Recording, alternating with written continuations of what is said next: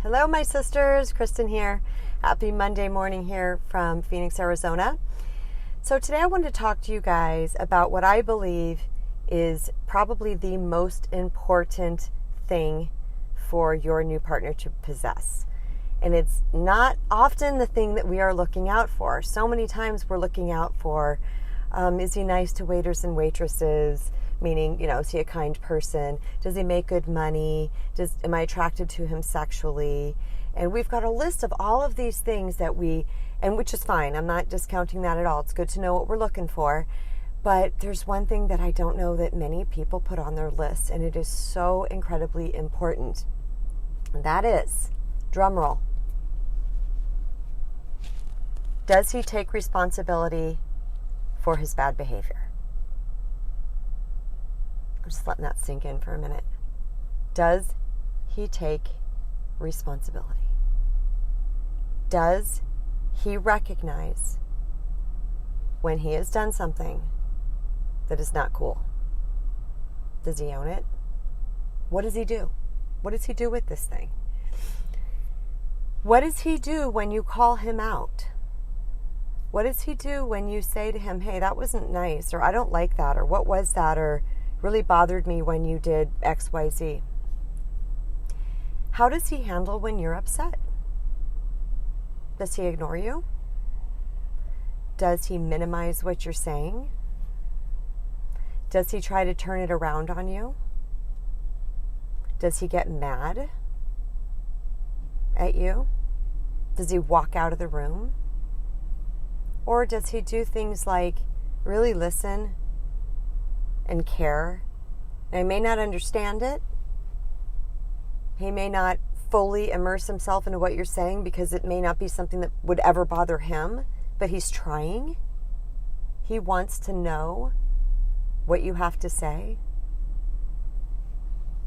And then does he say, okay, I can see what you mean by that, or what have you? Somehow make amends, figure it out, or at least try to understand. Or if your perception was wrong, he gives you a newer perception so that you can see that what you were seeing wasn't true. How does he handle when you are upset with him? This is something that I cannot stress enough to you. If I was texting, I would say, how does he handle when you're upset? Does he care? I have been in so many relationships in my life. And the ones that, I had one, the first one, my first husband, where he just went into la la land, zoned out. And the way I explain the demise of that relationship is like I said, we had an 8-mile stack of unhealed problems because he wouldn't talk. He wouldn't own. He'd just say, are we done yet? Can we go get pizza? He didn't want to talk about anything.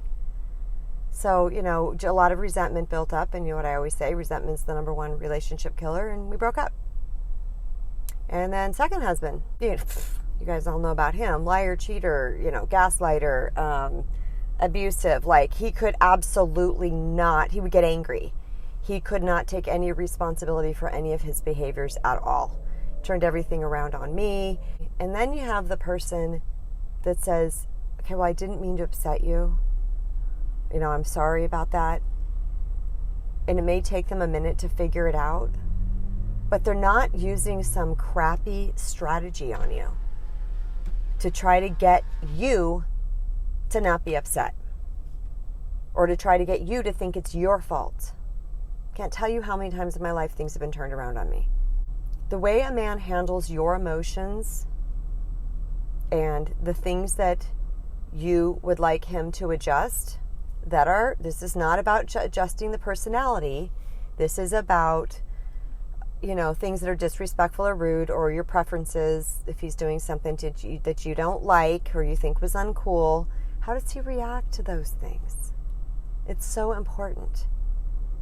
It's also important how you deliver those things. I mean, we don't want to just be some a-hole out in the world, all right? It's important how you deliver, because if you deliver things in a higher vibrating way, chances are you'll get a better response back.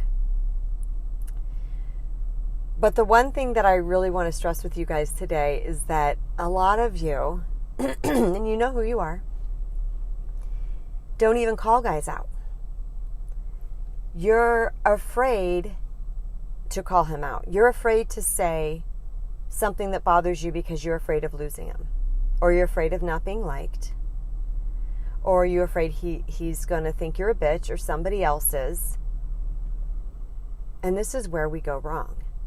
Because that people pleaser, Uber giver, accommodator, please don't leave me, I just need your love person inside of us, that girl, she keeps attracting these type of guys. Because guys that don't want to be called out on their crap are inadvertently attracted to us. We're the key to their lock, man. We are not calling them out, and they don't want to be called out because they want to keep doing what they're doing and what they've always been doing. Super important that you ask yourself, or that you are willing. Sorry, you guys, my phone is blowing up with texts from my kids. We got a family feed going on. I'm getting distracted. So, damn kids. No, I'm just kidding. Love them. Love you. It's very important that you call your person out on your stuff early on their stuff early on in the relationship. Don't wait. Do not wait. This is how you weed out the a-holes from the quality guys. Quality guys aren't perfect. This doesn't mean it's going to be a slam dunk, perfect right off into the sunset. But it does mean you're going to leave the a-holes, the jerks, narcissists, users, abusers, cheaters, all of them you're going to leave behind when you are willing to call them out. My first husband, my current husband, I might have told you guys this before, but the very first couple, 1, 2, 3 dates, I think we met for coffee. Actually, we met up first. The first night was just kind of a meetup, like, hey, hi, hello, haven't seen you in a while. And the second time it was for coffee, and he was 15 minutes late. I'm not okay with that. I have children. I had all kinds of juggling I had to do, dinner and food and bath time, and you know what, to get there on time. Homie doesn't have any kids. He didn't even have a pet.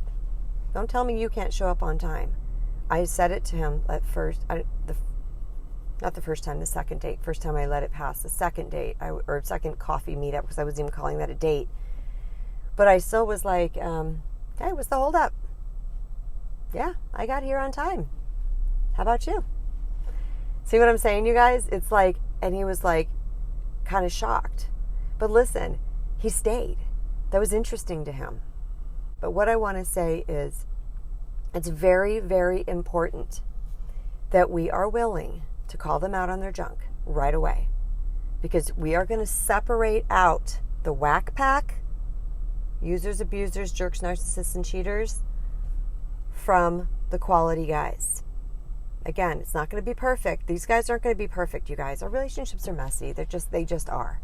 But you're going to find someone that you're compatible with. You see what I'm saying?